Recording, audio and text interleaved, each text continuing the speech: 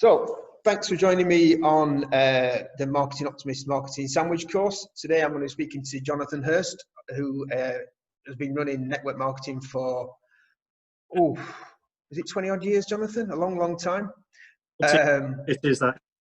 I've known Jonathan for most of that time, I would have thought. Jonathan's always given me sage advice when I had a proper job, when I was looking for a new role. And obviously, I think network marketing definitely placed me, probably more than once. And I've also gone out to them to kind of look for placements when I've been looking to recruit as a new business. So it's always good to speak to Jonathan. He's always full of fabulous advice. So without further ado, I'm going to hand over to Jonathan. If you want to kind of embellish on my introduction, and then we can get going. Yeah, no problem. So yeah, we've been going 24 years, and it's been an interesting time over the last 3 months, because we've never experienced anything like that before. Just for people who don't know us, we're specialists in marketing, digital and creative recruitment, and cover the Leeds, Manchester, London locations, which is pretty much the centres of marketing for the UK. I just wanted to have a chat with you today about the market as a whole, what candidates' experience might be like, maybe offer a bit of advice to people around CVs and structure, because that's going to be important, and how to manage your applications, and also from a client perspective, what the market looks like and how you might adapt to suit that, and the new recruitment process. You know, things have changed dramatically. People aren't going into offices for interviews. Candidates who are starting jobs aren't following a standard induction process. So I thought I'd just talk a little bit about that as well, if that's of interest to the audience. Yeah, that sounds good. Yeah, so to start off with, the market itself.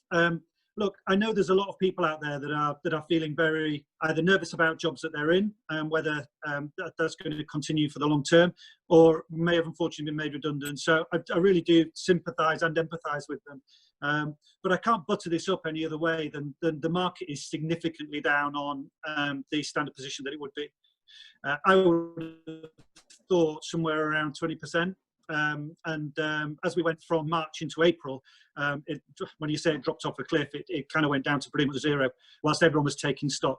The good news, though, is that things are improving. And so we are feeling, certainly throughout June, we're feeling that the market is starting to improve. More briefs are coming through, with more commitment from clients, genuinely interested in recruiting people and bringing people into their teams. So there is some hope out there, but the market is still significantly down on where it was. And that's going to have an impact on candidates searching for jobs. So hopefully today I can give you a little bit of insight into how you might give yourself a better chance of getting in front of people. So for candidates, what I've evidenced over the last 3 months is a deluge of CVs. And if we're receiving a deluge of CVs, then everybody else is.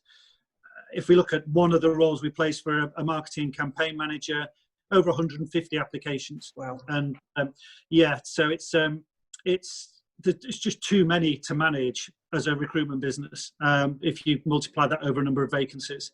This isn't the norm, by the way. You know, normally we'd expect 20 or 30 applications for a role like that.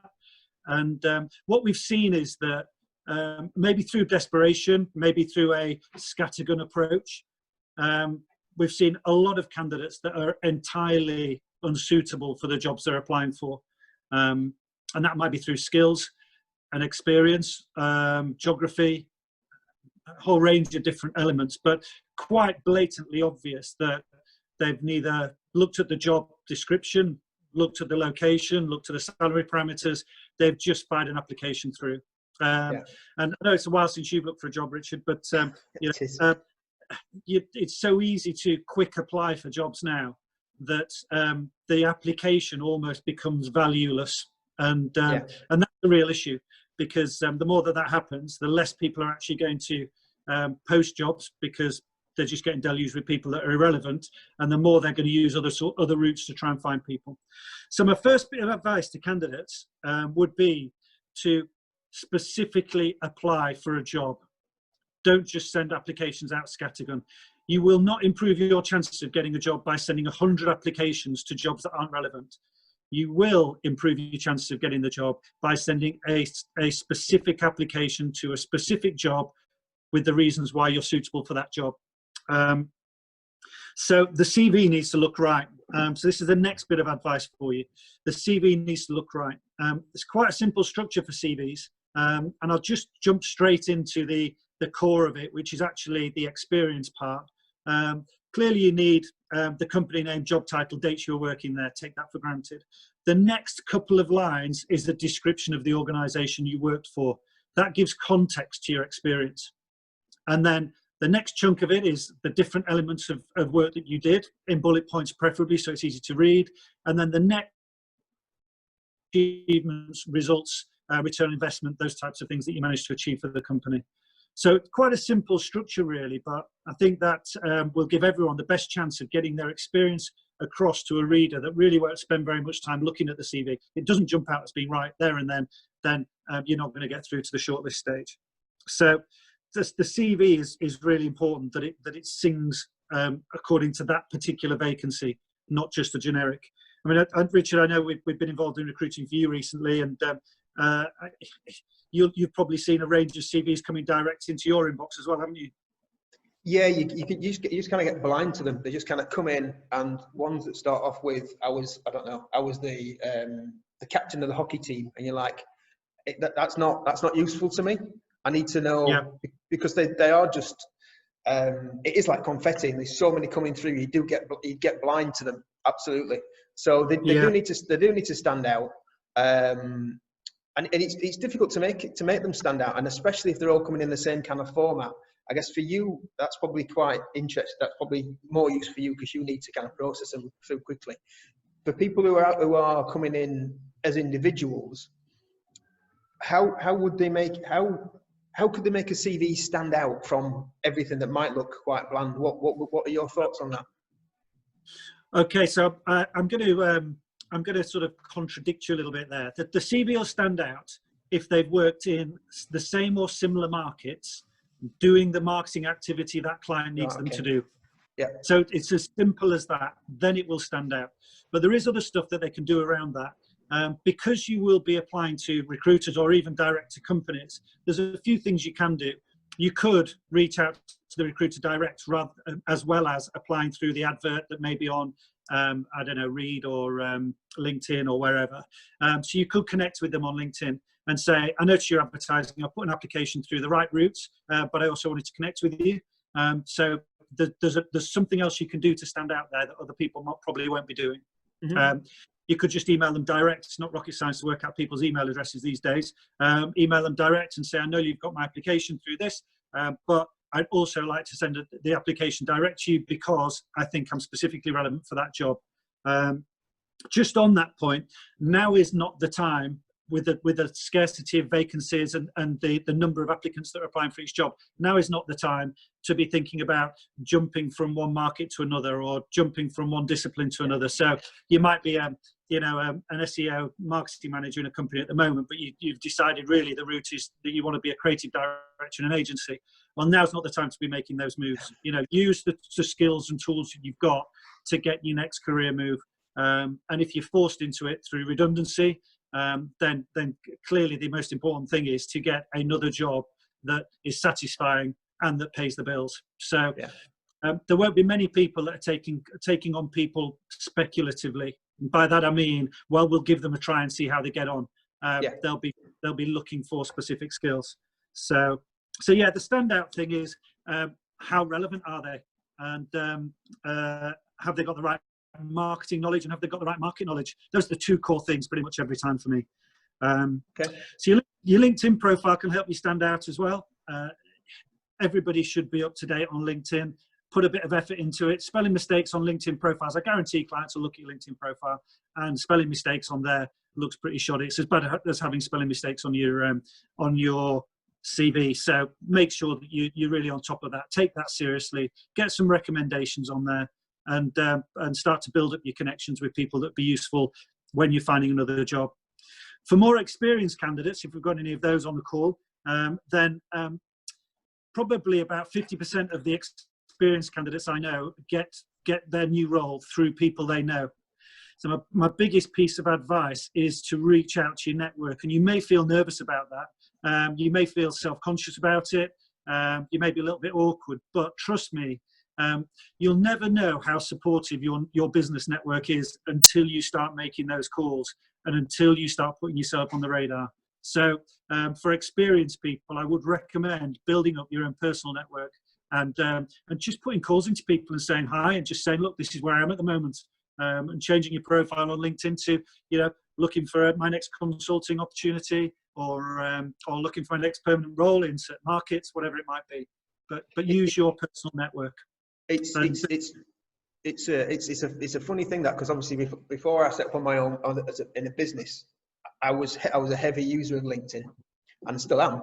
And at the time you don't really realize why you're building that up or what you're doing about it. But then when I started my own business, I used it for that exact route, by reaching out to people who I've been connected to and goes, right, now I can help you, now speak to me, and that's how I built the business. So it's the exact same route for finding a job. It's people don't know you're looking for a job unless you put your hand up and tell them that you're looking for a role. 100%. 100%, and they won't notice you. I don't want to say that in a nasty way, but they won't notice you on LinkedIn unless you do stuff on LinkedIn. And so start finding articles to share, comment on other people's activity, be engaged with people. It's probably the best business networking tool that we have at our disposal. So make the most of that. If I'm talking to marketeers generally, which I think I probably am because we're on the marketing sandwich course, then think about your job hunt as a marketing job. So how am I going to target the right people with my skills and experience so that I get the desired outcome, if you want to call it a sale, whatever, but I get myself a job. So everyone knows the old marketing funnel, don't they? Richard, you could probably talk through it better than I can, but we pop a load in at the top and gradually filter down until you get a sale at the bottom. Well, it's a little bit like that when you're job seeking. So we need to do a lot of work at the beginning, which should then start to generate some conversations, whether with recruiters or with companies direct that may or may not be recruiting. That should then start to lead to first stage interviews, second stage interviews, which will then become an offer. So as long as you're targeting the right people at the beginning, you should get the desired outcome. Again, I'll just say the scattergun approach just doesn't work. And what's more disappointing about the scattergun approach for the applicant is that you might send out 100 applications and get no responses. And there can't be anything more demoralizing than that, particularly if you are under significant pressure to find a new job quickly. And so for that reason, target the right companies. You've got a far better chance of getting a decent response. And then you're going to enjoy the job search process rather than every time you send an application, have the expectation that you're going to get nothing back. So it's a classic marketing funnel there, Richard, which you might want to post up on your website so people understand it. Yeah, it is one of those things, especially as a marketer. So especially, I mean, there's so many roles in. If we're using the LinkedIn route, there's so many roles in social. If you've demonstrated that you're using that social, and let's say you want to be a B2B marketer, by marketing yourself as B2B through a B2B route, it that stands out for me. I'd go, right, okay, so this person gets what I'm going to then potentially ask them to do. In fact, I can reflect that directly back to Sophie, because I found Sophie because she was made redundant at kind of Christmas time, and she posted on LinkedIn. I spotted it. I contacted her. We went through the whole route of that, and then I hired Sophie based on that. So Sophie's a case in point that it works. It's just a case of putting yourself out there. Yeah, Sophie gets a gold star because she connected with me as well before this. So well done, Sophie. Thank you. The other thing as well, so that you don't get too demoralised, is just to manage your own expectations. If you're targeting vacancies that are specifically relevant to you, then I'd expect you to get a call back and hopefully an interview. But if they're on the fringes, or you're on the fringes of what their requirements are, don't expect to get a call back. Don't expect somebody to respond, because and I know this isn't really the way business should be done, but because there are so many applications going in for vacancies at the moment, it's almost impossible to respond to them all for either a client or a recruitment company. But none of this is personal. You know, you're making an Yeah. application, and so don't take it personally. It's just a part of the process. So yeah, don't get demoralized at all if you're not getting positive responses back to all of your applications. But I do think that if you've got a really targeted approach, you're hitting vacancies that you can demonstrate you've got market knowledge and specific marketing skills that are relevant, then people will call you back and start to talk to you about those roles. So hopefully that's been useful for the candidate perspective. Again, we can open it up to questions if there are any later on. From a client perspective, there's probably a similar story, but the other side of the fence. So companies are definitely looking at a solid September return. This is what I'm hearing from most of the MDs that I'm speaking to. September seems to be a bit of a watershed. There are obviously companies going back before that, and I know some companies that are back in the office working full-time already, but many of them are adopting a more flexible approach to working. Some of the clients I've worked with for 25 years who have often had the most, let's call it, old-fashioned approach to working, which is everybody in the office every day, have openly said now that there is no way we're going back to that. There's no way we're returning to everybody in the office 5 days a week. The owners themselves don't want to return to that because they've seen that people are responsible. They work from home effectively. They can get on digital Zoom meetings when they, or whatever platform, but meetings whenever they want to. And if necessary, they can come into the office for meetings and they can go and see clients at their sites or customers at their sites. So I don't know what your plans are, Richard, but I imagine it's going to be similar to that. Yeah. I mean, it's, if you think about it, it's scary that it's taken a pandemic for this to happen. Really, I mean, we've been banging on about more flexible working for a while, and it is now that this technology arrives. Because if this had happened 5 years ago, industry would have struggled a lot because Zoom wasn't there and the broadband speeds weren't there and all those other things. So yeah, I mean, we're obviously we're a smaller team and we're growing, so we are going to be making a return back to the office. But I've said to the guys that it won't be a full-time return to the office. It's going to be a more flexible approach because it's just not needed anymore. And I think it's the way that people prefer to work. We jumped really quickly, like most businesses did, into suddenly flexible working, and I think it worked straight out the traps. Really, it often significant change requires some sort of shock to make it happen, and I think we all agree that this pandemic was a serious shock.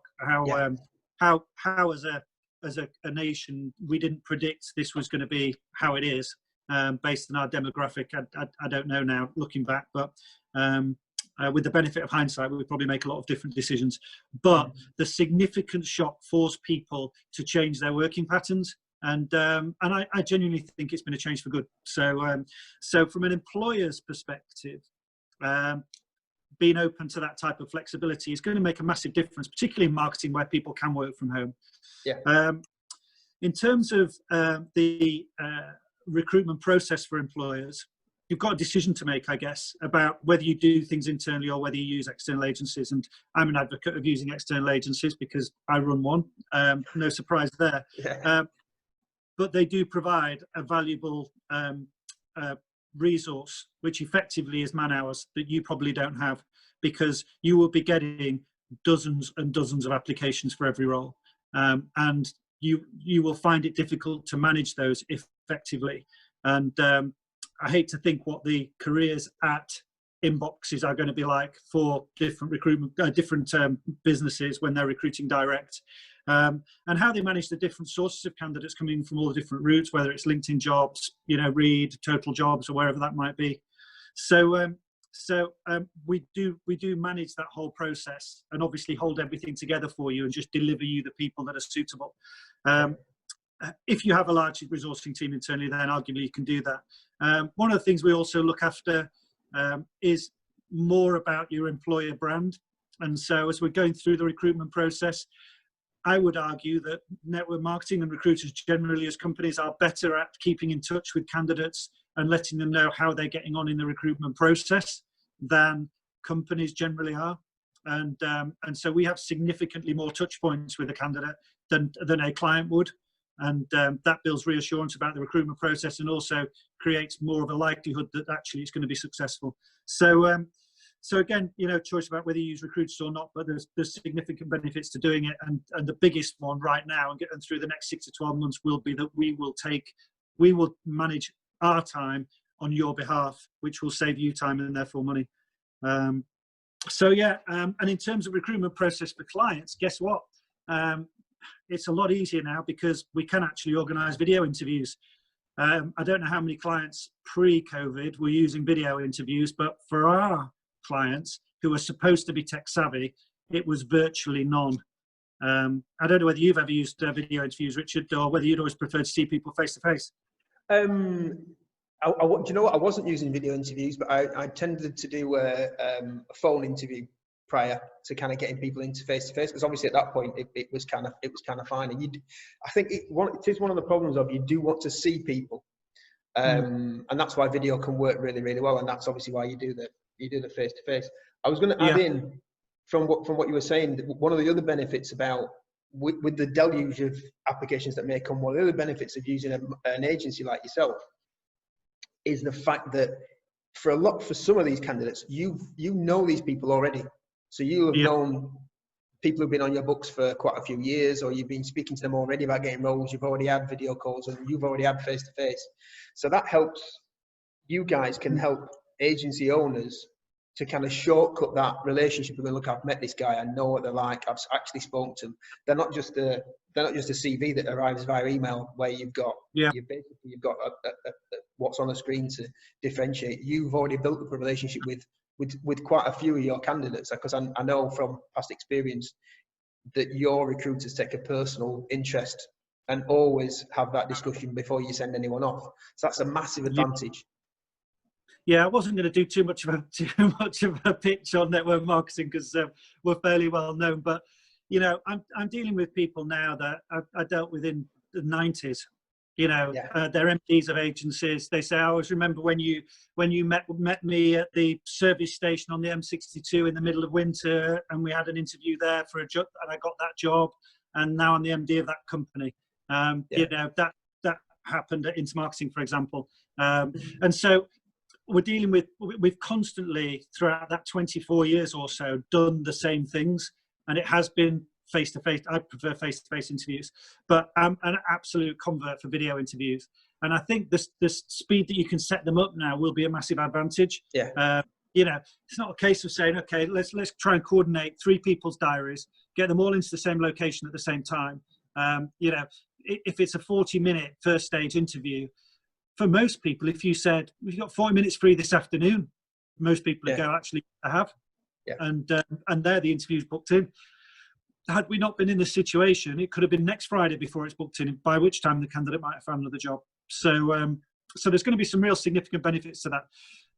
We've kind of moved on to the recruitment process a little bit. I don't mind that, but in terms of recruitment process now as well, from a candidate perspective, a number of candidates are still saying to us, would still like to go into the office and just see what it's like.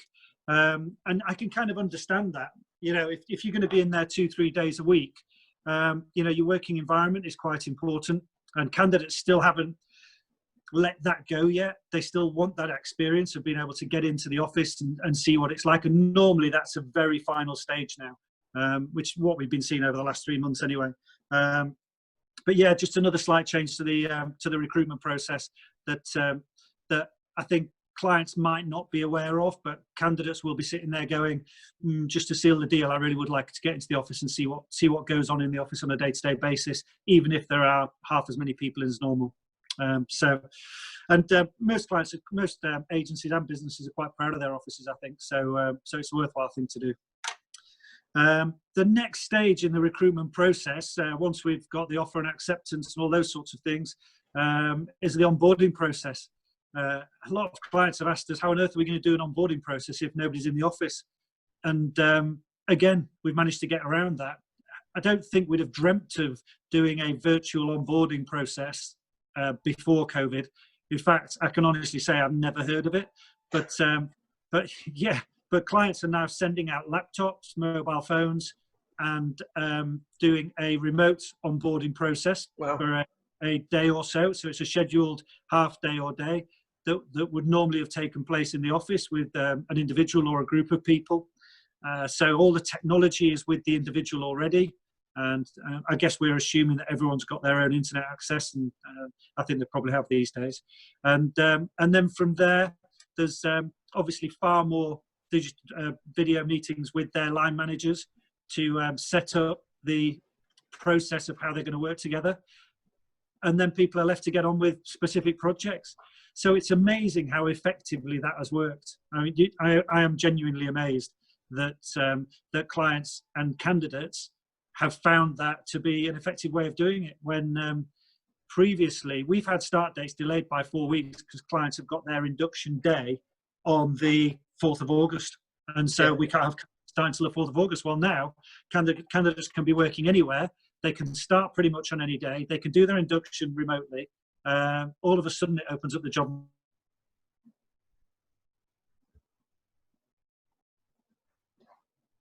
Speed up the recruitment process as well. So hopefully that will be breaking down a bit of a barrier for some people that are thinking, well, I can't recruit at the moment because we wouldn't be able to get them through an induction process or onboard them properly. There are people coming back to the office. I don't know whether anybody else saw this, but I saw a really nice idea on LinkedIn today. 3 different bands. One green, I'm happy to high five, shake hands and all that type of stuff. One blue, I'm okay to chat to people, but let's keep our social distance. And one red, I don't really want to talk to anybody, and I don't want to be anywhere near anyone. And that was quite a nice idea for returning to the office. I think you've got plenty of space there, Richard, as we have. But you know, if you wanted to put some sort of system in place for social distancing, as you know, new people come into the business, then that's not a bad way to do it. I don't know what plans you've got, Richard, for your guys coming back into the office then, and how you're going to manage that. Yeah, it's interesting because I think that the 2 things that I've kind of said to the guys are we're not going to come back until it's safe. That's the first thing, obviously. Yeah. Which I think hopefully we're getting there. Things are still easing up, but obviously we're also a little bit stop and start. So not until it's safe, and also till it's practical as well. Because at the moment, both Sophie and Chris use public transport, and at the moment, public transport is nigh on impossible to use because you're only on a bus. You might get 5 or 6 people on. So it's just not practical, I think. But I think I want to start getting the guys back in maybe a day or so a week, just to kind of ease it a little bit, because the communication has been great. We've used Zoom from the beginning, having team meetings, and we get a lot of face-to-face time. What you don't get from the remote element of working is that kind of the casual discussions, or that you see somebody at a desk that's struggling or got an idea. Having that spontaneity is nigh on impossible when it's all remote. So I am looking forward to a time when we can have a bit more close time, while not fully going that way. And I think that's going to be interesting to see how businesses develop. And I think because I made a note about onboarding, I was going to ask you specifically about that. Yes, you can have the onboarding via Zoom and all that stuff, but then there is that thing of when you start a new job, you sit in the office and you kind of go to people, who's that? How do I make that? How do I make the coffee? It's, you know, the normal kind of socializing questions that happen when you start a new job. When obviously if you've been onboarded on Zoom and then the day after, you basically come to your desk or your front bedroom or wherever, and there's nobody to go, morning, how are you doing? It's good second day, and it's those elements, that socializing element of having of joining the team. And from an agency owner's point of view, when you're trying to build that team to carry on that and involve people, it is quite a tricky thing. Is that anything you've come across with any clients? Yeah. Well, I think the good thing about marketing is that in a lot of cases, it's almost like project based. So there's a project, get on with it. Yeah. I think also people are generally quite sociable. So video is, this sort of call is easier, I think, than most people imagine, to kind of start to get to know people. But you're right, it will be a bit of a barrier until people start going back either part-time or or on a more full-time basis. But I think everybody knows that this isn't forever. Yeah. You know, whilst coronavirus might be around forever, like the flu or something in future years, at the moment we're in a serious position, but we're gradually starting to come out of it. And so people know that they're going to get back into an office environment. They're going to get back into building those relationships. You know, relationships at work are critical. And I, for one, massively miss my teams and engaging with them face to face. You know, and the social activities that you might do at lunchtime or after work.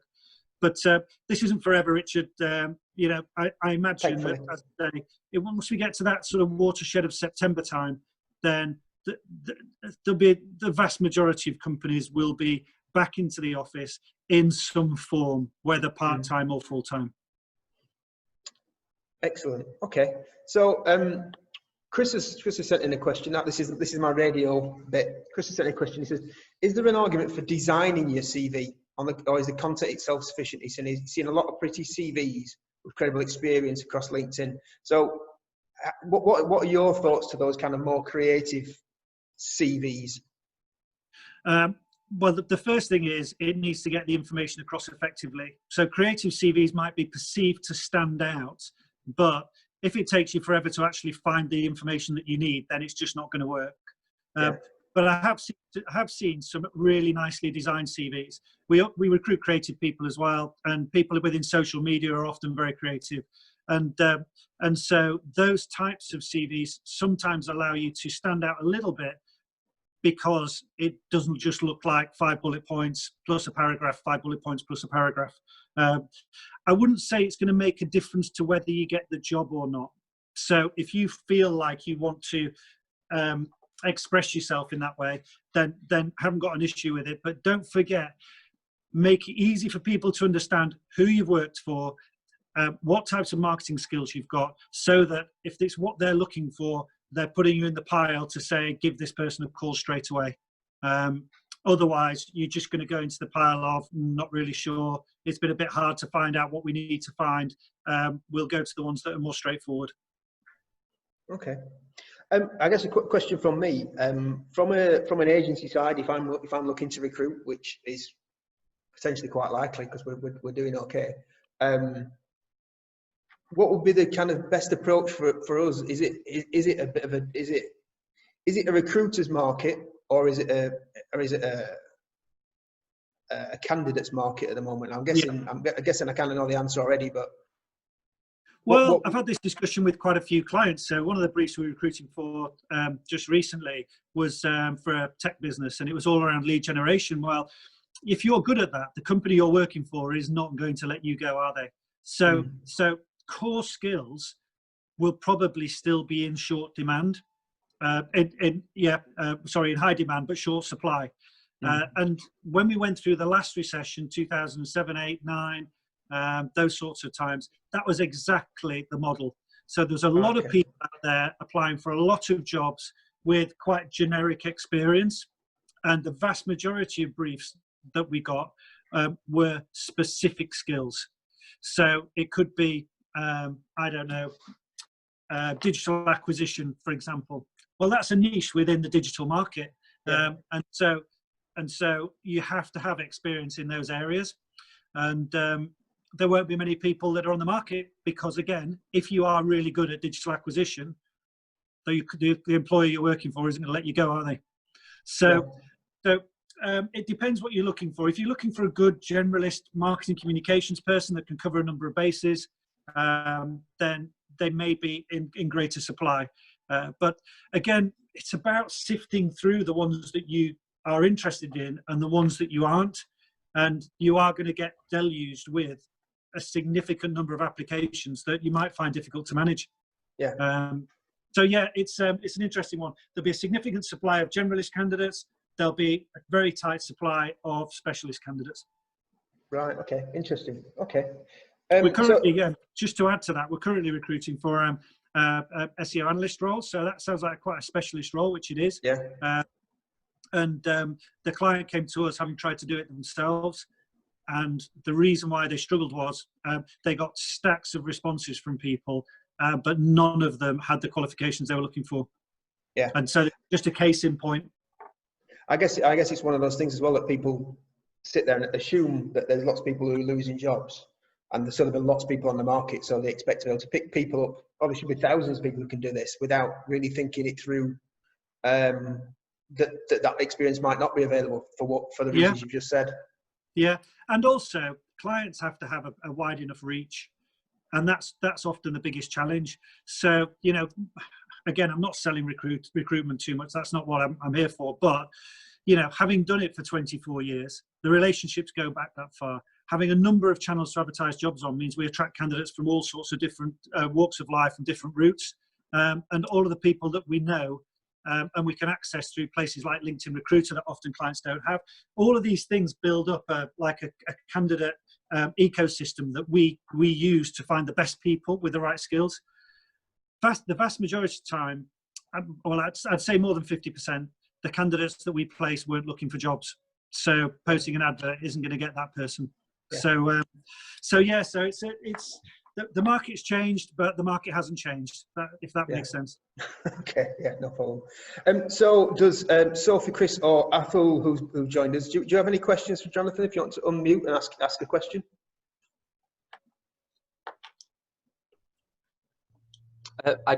What I wanted to say more than anything, Jonathan, was thanks for that burst of positivity earlier. That's, for me, really, really positive to hear. I'm more interested in progression than almost anything else. Yeah. And the fact that the working world is going, this is antiquated, we don't need this, is incredibly positive. The other thing I would say is, it was on that LinkedIn post you mentioned with the 3 coloured bands. I actually posted a comment on that, which has done pretty well for me today. That green band is damn right dangerous, right? Because it's high fives and all the rest of it.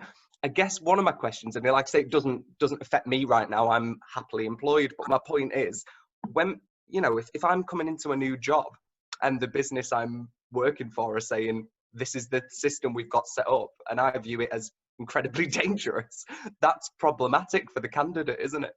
Yeah, no, it's a good point. I kind of threw it in a little bit flippantly just to demonstrate the value of LinkedIn, but I think we're a long way from high-fiving everyone when we come into the office, aren't we?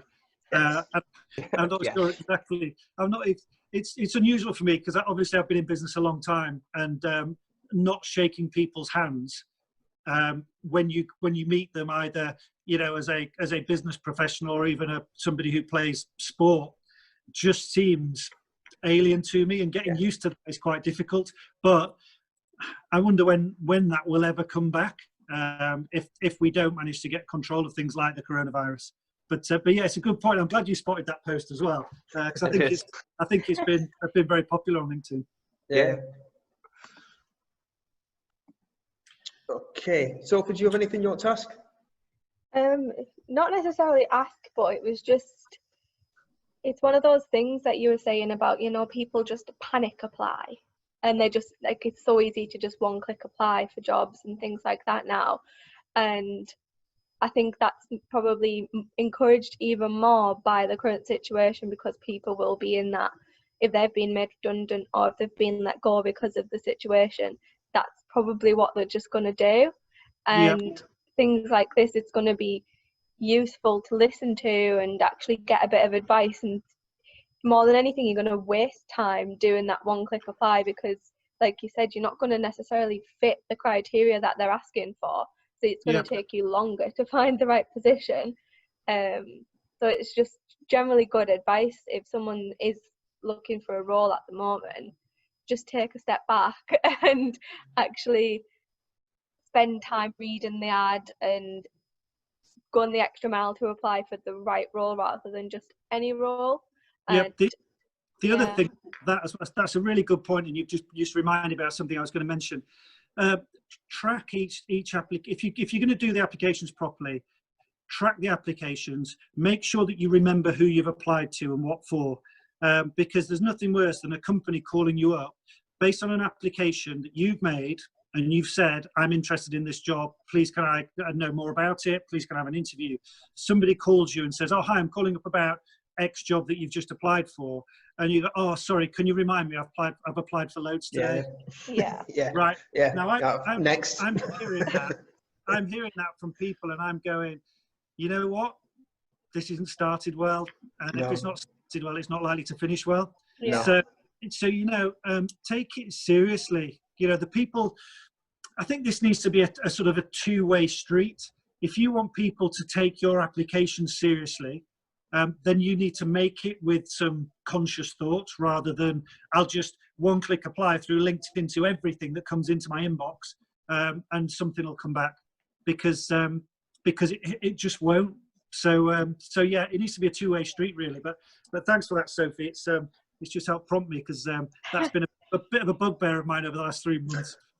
I suppose that comes down to as well, like if you just do that one-click apply, in the application it might have said to include a cover letter, and if you're just one-click applying, you're not going to have done that step straight away, and then that proves that you haven't really paid attention, just done the shortcuts. So It's one of the cover reasons, letters actually make a difference. it's one of the reasons to ask for a cover letter, because it's like the brown M&Ms in the thing that the rider that bands used to have. It's like, well, let's just check.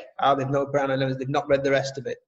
So actually putting a cover letter in is a really good thing. I want a cover letter, and if they don't put one in, you go, well, you didn't read the application, did you? So that's kind of fail at first hurdle. Yeah, often that for me that would come in an email. Like I said right at the beginning, if you want to stand out, send it through whatever portal it says to send it through, but fire a copy over to the recruiting manager or the hiring manager, whether it's HR or whatever, and then put the summary in there of the reasons why you think you're suitable and why you should be considered. Because you'll need to find some way to make you stand out, and a lot of other people won't be doing that. Okay, we've got one final question from Athul, who's put it in the chat. He's an international student who's in the UK doing an intern at the moment, and he says, could we give him an idea on how to scale positively? So I guess from taking his time as an intern, an intern student, what would be a sensible kind of next set of steps, Jonathan, do you think, for somebody looking for a career in marketing? Yeah, so without knowing exactly what he's been involved with, it's difficult to say. But if you've been an intern and you've got some material experience, so something you can go back to and go, okay, I was given these specific projects, this is what I did during those projects, and these were the outcomes, and this is how I added value to the business. Then you've created something that a future employer will, in inverted commas, buy. So they'll employ you because of that. What companies are looking for is people who can hit the ground running and who can make a difference to their business. So you need to get your experience across as somebody who has actually added value to a business already within marketing. And then you need to find opportunities that are being advertised that require that type of skill. So there's no point, for example, having a load of social media experience, having set up an Instagram page for a client or whatever, and then applying for a SEO role with an agency, because they won't make the connection, and there isn't a connection in reality. You may have done some SEO work during your college course or university degree. You may have learned a little bit about it, but you won't have the hands-on experience so that when you join that company, you hit the ground running.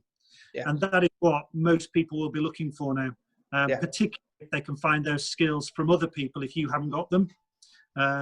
So I'd say make sure that what you're doing in your internship is adding value to the business, and then make sure you get that across in the CV.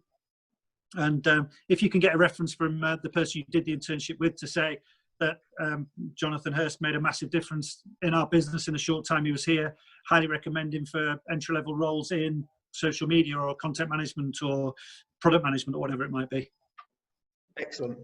Lovely. Well, thank you very much. I know we've probably gone over time a little bit.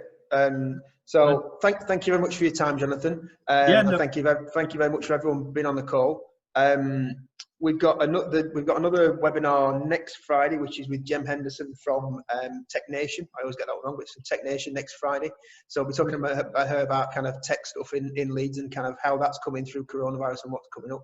But thanks again, Jonathan. Always good to hear from you. We'll catch up for a coffee Good luck to when we everybody. can.